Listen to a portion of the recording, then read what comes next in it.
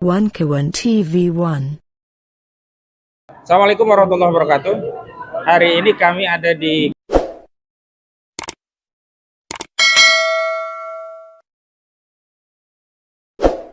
yang mengadvokasi korban perampasan tanah di proyek PIK 2 milik Aguan.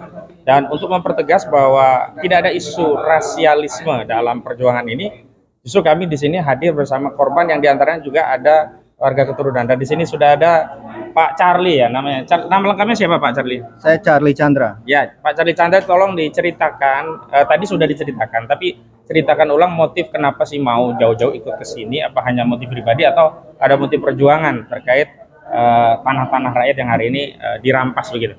Silakan. Baik, terima kasih Pak. Saya Charlie Chandra. Saya adalah ahli waris dari Sumita Chandra.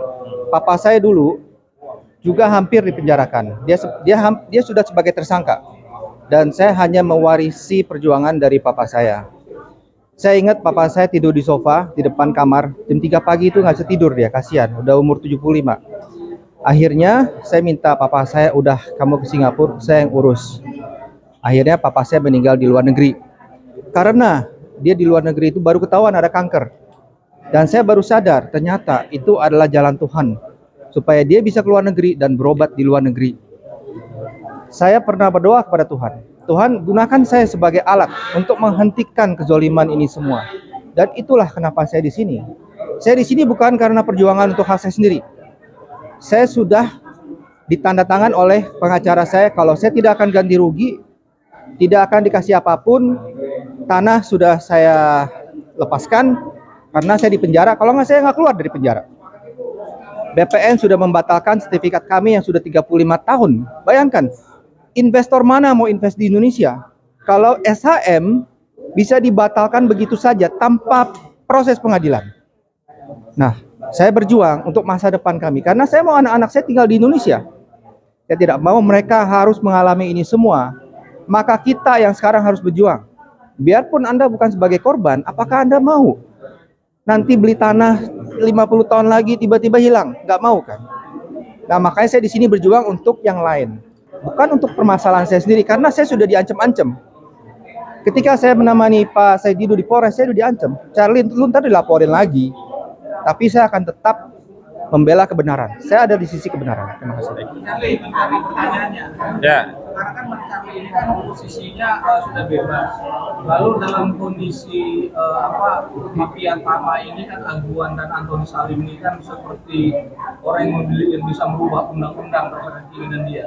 Bang Charlie nggak takut asal Bang Charlie tangkap aja? Ya, sebelum dijawab ya, saya ingin tegaskan juga kepada aparat penegak hukum bahwa apa yang dilakukan oleh saudara Charlie ini adalah hak konstitusional untuk menyampaikan pendapat, apalagi memperjuangkan hak bukan hanya hak dirinya tapi hak seluruh rakyat. Karena itu tidak boleh ada narasi ya yang kemudian dicari-cari kesalahan, kriminalisasi. Karena apa? Karena hak kehadiran semua warga di sini juga dalam kerangka mengumpulkan bukti-bukti untuk proses perdata di Pengadilan Negeri Jakarta Pusat. Ini tidak boleh ya. Ada yang kemudian mencari-cari celah, oh ini hoak lah atau dan seterusnya. Nah, dan saya ingin tegaskan juga kepada seluruh aparat penegak hukum bahwa perkara ini sedang diatensi oleh seluruh rakyat, jadi tidak boleh ada tindakan di luar koridor hukum. Semua yang kami lakukan di sini adalah kerangka hukum untuk mengumpulkan ya bukti-bukti di pengadilan, dan tentu saja semua nanti akan diuji oleh hakim di pengadilan. Nah, silakan Pak Charlie ya, atau saudara Charlie ya, takut nggak nih? Udah kondisinya seperti ini tadi ditanya. Saya sudah berjuang 10 tahun. Saya sudah ditangkap, pernah di penjara, sudah pernah di segala macam pun juga sudah pernah, dan saya tidak ingin ini terjadi pada orang lain juga. Dan saya berasa apa yang saya ceritakan ini berdasarkan pengalaman saya sendiri. Semua yang saya sebut bisa dibuktikan oleh surat-surat resmi dari pemerintah. Jadi saya berasa saya tidak melanggar perjanjian perdamaian saya dengan pihak PT Mandiri Bangun Makmur. Karena dalam perjanjian tersebut saya tidak akan menuntut ganti rugi, saya tidak akan mempidanakan mereka. Saya tidak melakukan itu. Saya hanya menceritakan kebenaran dari pengalaman saya sendiri. Jadi apa yang harus kita takuti? Baik. Terima kasih Bang. Selanjutnya Bang Juju selaku ketua tim litigasi. Apa langkah-langkah selanjutnya nih dari tim? Kita akan follow up seperti apa? Karena kita hari ini kan hadir dalam rangka memidentifikasi gugatan yang sudah terdaftar. Ya, terima kasih rekan Hosi. eh, seperti juga sudah dijelaskan dari awal tadi, termasuk juga korban dari PIK 2 itu Bapak Charlie, ya, itu fakta ya. Walaupun sebetulnya secara hukum itu sudah jelas beliau dan keluarganya atau orang tuanya begitu pemilik sah ya secara hukum gitu Pak. Apalagi sertifikatnya adalah hak milik selama 15 tahun lebih gitu. Tapi bisa diambil sedemikian rupa secara sepihak oleh pihak-pihak yang tidak berkepentingan dalam hal ini dan langsung juga menjadi korban begitu kan ya, sampai dipenjarakan segala.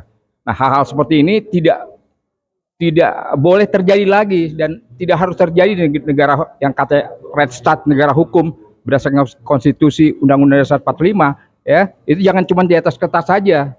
Ya, normatif itu, norma-norma seperti itu. Dan ini faktanya ada sebelah saya. Ya, beliau sampai sempat dipenjara juga ya Pak ya. 2 minggu lebih ya. 2 bulan, maaf. Nah, tanpa ini harusnya kalau secara hukum beliau berhak menuntut ganti rugi ya, harus mendapat kompensasi sebetulnya seperti itu. Nah, oleh sebab itu jangan terjadi lagi di kasus PIK 2 ini ya, atau katakanlah yang mereka klaim sebagai proyek strategi nasional PSN, jangan terjadi lagi korban-korban berikutnya terhadap warga, terhadap penduduk di wilayah Banten dan sekitarnya itu tadi. Oleh karenanya ya, saya dan teman-teman sudah membentuk tim ya, tim mitigasi dan di lapangan untuk kepada pihak atau siapa saudara-saudara yang menjadi korban untuk segera melapor kepada kami kan begitu ya.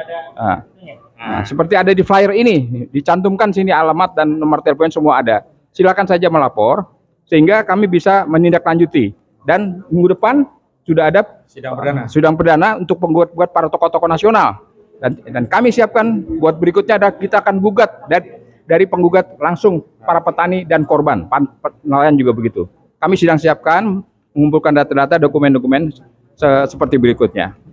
Begitu. Ya. Terima kasih Bang Juju. Selanjutnya ada penggugat prinsipal Bu Menu, silakan untuk menyampaikan aspirasinya yang sudah berkenan hadir di sini. Silakan. Ya, udah. Oke. Ya. Selanjutnya saksi. Assalamualaikum warahmatullahi wabarakatuh. Bismillahirrahmanirrahim. Saya di sini atas nama rakyat. Saya di sini atas nama ibu-ibu. Setelah kita saksikan dan kita dengarkan apa yang sudah diceritakan oleh saudara kita Bapak Charlie. Jadi jelas, masalah PIK 2 bukan rasis, tapi ini masalah kedaulatan rakyat. Tanah yang sekarang kita ada, yang kita berdiri, itu adalah hasil dari perjuangan dari nenek moyang kita. Itu sangat priceless, tidak bisa. Karena begitu tanah itu kita berikan kepada asing atau kepada oligarki atau siapapun itu, kita akan hilang identitas kita. PIK 1 bisa menjadi satu acuan. Jadi saya Aliansi Rakyat Menggugat dan juga ibu-ibu, kami adalah ibu pertiwi yang melawan. Kami tidak akan menangis dan kami akan melawan siapapun yang menjadi pengkhianat, aguan dan juga orang yang sudah memberikan izin kepada aguan untuk menyerobot lahan tanah, merampas tanah rakyat Banten. Segitu aja dari saya. Assalamualaikum warahmatullahi wabarakatuh. Waalaikumsalam warahmatullahi wabarakatuh. Oke, ini oke. Pak Holid, silakan Pak Holid. Oke, Pak Holid.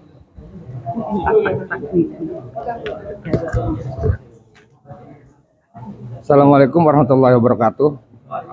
Saya Khalid Mikdar, bagian dari mungkin masyarakat korban gitu kan, yang terdampak.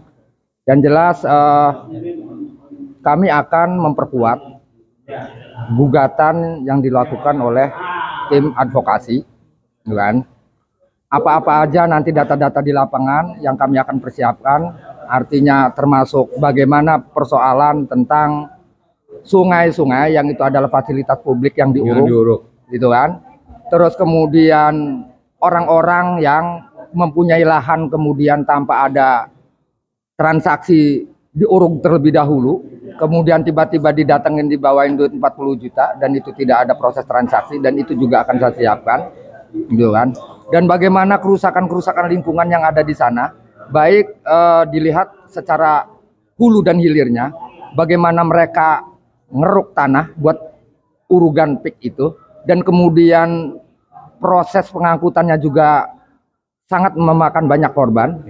Masyarakat yang mati tertabrak ada berapa, orang-orangnya siapa, dan mereka juga harus dijadikan data efek dari kejahatan proyek PIK 2 yang di PSN-kan ini. Laut di Pagri. Dan termasuk bagaimana nelayan-nelayan yang kemudian mereka mencari nafkah kemudian terganggu karena lautnya di pagar-pagar, gitu kan.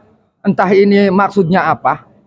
Yang jelas kami juga menduga bahwa pemagaran laut ini adalah kemungkinan kemudian nanti diplot dari atas dengan satelit, dan itu diklaim seolah-olah itu adalah tambak, dan kemudian ditransaksikan seolah-olah itu adalah pertambakan, yang sebenarnya itu adalah laut yang dipagar di kotak-kotak, gitu kan. Nah, ini juga kita akan jadikan bukti di lapangan bagi tim advokat kami. Terima kasih. Bang Yuyu nih, Bang Yuyu, itu kan banyak juga kalau nggak salah warga yang mungkin ya nggak berani untuk mengajukan atau berhubungan dengan urusan-urusan seperti ini. Gimana tindakan Bang Yuyu terhadap warga tersebut, Bang? Iya, mayoritas warga seperti itu ya, di mana banyak dari mereka tidak berani, jangankan menginformasikan ataupun melaporkan ya persoalan mereka, persoalan hukum mereka, yang jelas-jelas mereka diintimidasi, gitu kan, dirugikan ya secara hukum. Mereka takut gitu dengan intimidasi yang dilakukan oleh Aguan CS, Aguan dan teman-temannya itu, termasuk dia ketua abdesi ya, Pak siapa namanya, Mas Kota, seperti itu, dan keruncuk-keruncuknya itu.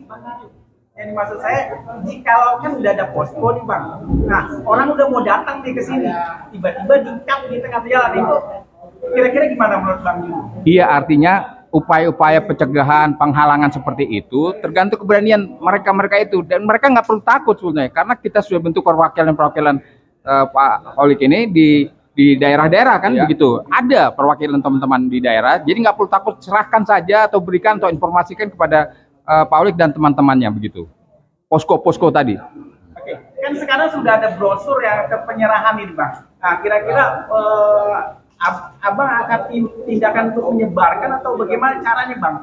Iya, kami sudah bagikan kepada diantaranya Pak Holik dan teman-temannya. Tentu kita berharap ya Pak Holik dan teman-temannya akan menyebarkan atau mendistribusikan ya sedapat mungkin secara maksimal kepada para petani ataupun nelayan di sekitar wilayahnya itu, wilayah Banten terutama, seperti itu. Oke. Ya, mungkin saya ingin bertanya kepada Pak Charlie ya. Kemarin kita dengar salah satu statement dari Alvin Lim. Iya. Beliau terkesan mengkritik apa yang dilakukan oleh Saidi dan menarasikan seolah-olah ini adalah akan terjadi perpecahan antara etnis Chinese dengan etnis pribumi. Nah, sebagai mohon maaf ya masyarakat yang notabene dari Cina Tapang ini, nah apa tanggapannya terhadap apa yang disampaikan Alvin Lim? Kebetulan saya juga nggak begitu mengerti kadang-kadang apa yang Alvin Lim bicarakan, apa yang dia persoalkan. Jadi saya mencoba untuk tidak mengikuti. Tapi saya selalu di pihak kebenaran. Dan saya selalu di pihak yang akan menuju ke untuk membongkar keadilan ini supaya ini tidak terjadi lagi. Dan apapun yang Alvin Lim ngomong, pendekatan saya sama dia sangat bagus. Hubungan saya sangat bagus, nggak ada masalah. Ya, kalau memang dia berasa itu adalah statement yang racist, saya tidak bisa memberikan argumentasi. Itu kan setiap orang pandangannya beda-beda. Tapi di sini banyak banget orang-orang Chinese yang menjadi korban. Ibu Kim, contohnya, Ibu Kim dan Anton itu berdua Chinese banget. banyak sekali. Jadi tidak ada kaitannya. Dan tidak ada kaitannya sama sekali. Dan justru salah satu begini, saya sering sekali datang ke acara seperti ini. Dan yang saya sering dengar itu bakar. Dan saya tidak mau itu terjadi. Dan ini adalah salah satu cara saya untuk merendahkan tensi ini juga. Terima kasih. Baik, terima kasih Pak. Oke, siap. Ya, terima kasih. Masalah Yoris, masalah Yoris. Oh iya, kemarin Yoris dari DPD dan beliau mengungkapkan bahwa PSN ini sudah sesuai dengan ketentuan yang berlaku sebagai masyarakat asli dari wilayah yang terdampak PSN. Apa tanggapannya Pak? Ya, kalau menurut saya sebagai masyarakat awam ya, saya pikir Pak Yoris ini adalah orang yang cacat dalam pengetahuan. Kenapa cacat pengetahuan? Pengetahuan itu bisa dilihat dari sumbernya gitu kan. Kalau sumbernya keruh, otomatis pengetahuannya juga keruh. Lah jangan-jangan ini Pak Yoris ini sumber pengetahuannya adalah dari abdesi gitu kan. Yang kemudian abdesi itu ada keuntungan di situ di proses transaksi tanah. Wajar kalau misalnya Pak Yoris ini menganggap bahwa proyek PIK 2 ini tidak ada masalah dan baik-baik saja buat masyarakat karena mungkin sumber pengetahuannya yang keruh. Mendapat informasi Informasinya sepihak. Yang kemudian yang dijadikan sumber pengetahuan ini adalah sumber pengetahuannya adalah orang-orang yang memang punya kepentingan dari keuntungan transaksi tanah itu. Artinya kalau memang Pak Yoris ini ingin dianggap pengetahuannya jernih dan memang fakta dengan apa yang di lapangan, ya kami tantang. Kami tantang Pak Yoris untuk berhadapan dengan kami sebagai masyarakat yang memang terdampak. Ayo kita adu logika, adu argumentasi, bagaimana kita membahas tentang persoalan teori pengetahuan hukum berpikir yang benar itu seperti apa, biar jangan kita ini cacat berpikir gitu kan. Ngomong gak ada masalah tapi faktanya di lapangan banyak masalah gitu kan. Artinya ini sama dengan pembunuhan pengetahuan Pak Yoris gitu. Nah termasuk juga satu lagi saya tambahin gitu kan. Siapa bilang tokoh-tokoh nasional itu memprovokasi kami gitu kan. Justru ini juga bertentangan gitu kan. Karena sesungguhnya yang memprovokasi itu adalah pihak kami sebagai masyarakat terdampak gitu. Sehingga tokoh-tokoh nasional terprovokasi oleh pemikiran masyarakat yang sedang terdolimi. Apa dasarnya? Gitu kan? Masyarakat yang terdolimi itu hampir tiap malam dia menangis memohon kepada Allah dengan persoalan-persoalannya, dengan penderitaan-penderitaannya. Kemudian ini dijuantahkan pemikiran ini kepada Pak Said Didu, Pak Juju, gitu kan. Kemudian dengan teman-teman nasional yang lainnya. Artinya, teman-teman tokoh-tokoh nasional itu yang kemudian teriak tentang menolak proyek PIK 2 dan seterusnya ini adalah sesungguhnya dia adalah sedang terprovokasi oleh penderitaan masyarakatnya. Ada bahasa begini. Ad-dinu huwa aklu. Kalau bahasa Jawanya, bahasa Serangnya adalah ad-dinu huwa aklu. Ad-dinu utawi din, huwa iya din, aklu iku akal. Artinya, kalau bahasa Indonesianya artinya tidak mungkin ada agama atau wahyu yang turun kepada orang yang tidak berakal. Artinya, jika ada manusia di Indonesia ini, tokoh-tokoh nasional yang tidak tertransfer, gitu kan, tidak terjuantahkan, tidak peka dengan persoalan masyarakatnya di Indonesia termasuk di Banten ini, artinya mereka adalah orang-orang yang tidak berakal. Termasuk Pak Yoris adalah orang-orang yang tidak berakal karena dia tidak bisa menangkap wahyu persoalan-persoalan yang ada di masyarakat yang kami rasakan dampaknya. Dan Pak Said Didu, Pak Juju dan yang lain-lainnya, Pak Khojenudin dan teman-teman para advokat yang membela mati-matian masyarakat Banten, artinya mereka adalah berakal. Dia bisa menerima intuisi dari Allah dan Allah mendengar apa yang menjadi jeritannya, jeritan makhluknya maksudnya. Terima kasih. Artinya kalau tidak puas Pak Yoris, kami tantang datang ke Serang. Ayo kita berdiskusi. Ya, terkhusus tadi sudah disinggung Pak Yoris yang juga adalah sebagai anggota DPD, di mana salah satu fungsi utamanya adalah mewakili aspirasi, mewakili kepentingan, ya, mewakili masyarakat yang diwakilnya itu. Seandainya terjadi hal seperti ini, jadi Pak Yoris belum ada konfirmasi dari pihak korban, pihak warga penduduk di PIK 2 sana di daerah Banten, tapi sudah ngomong ngecap sana kemari bahwa abdesi itu yang dilaporkan kepada dia tidak ada masalah, lahan itu tidak masalah, tidak merugikan pada faktanya merugikan sekali. Jadi anggota DPD seharusnya berpihak pada rakyat yang diwakilinya, jangan asal ngomong aja. Dan sampai sekarang anggota-anggota DPR RI itu yang terutama wakil dari Banten tidak ngomong juga, tidak bunyi. Ya kami berharap mereka bunyi. Mereka itu adalah wakil rakyat, ya, terutama yang wakil dari wilayah daerah Banten. Itu ya, saya tunggu.